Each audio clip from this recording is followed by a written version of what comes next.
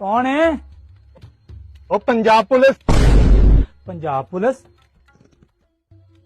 तू कुछ किया होना है? ओए मैं की करना, ओ मैनू ते हफ्ता हो गया, मैं ते घरों बाहर ही नहीं निकलिया। ये सारे काम तेरे ही है। ओ मैं की करना है? ओ तू ही कुछ किया होना है, एडा तू शरीफ। ओ चल आ चलिए, ਆਪਾਂ आपस में लड़ी जा रहे हैं, चल के वेखी ते सही। चल ओ साडे अम्मी अबू घर नहीं हैगे। ओ पुत्र अम्मी अबू घर नहीं है तो तुसी आ जाओ। चल हुण जाना ही पैना। जाना ही। जी साहब जी। ओ एनी देर दरवाजा खोलन च और की कर रहे सी तुसी अंदर? दरअसल साहब जी कमरा पीछे बड़ी दूर है, आंदे आंदे लेट हो गई। हुक्म लाओ साहब जी। ओ हुक्म की करना है? एक ठंडे पानी की बोतल दियो यार। साहब जी ਤੁਸੀਂ ਸਾਡਾ ਤਰਾਹ ਹੀ ਕੱਢ ਛੱਡਿਆ ਸੀ। ਆ ਯਾਰ ਲੈ ਕੇ ਆ। जी मैं लैके आया साहब जी।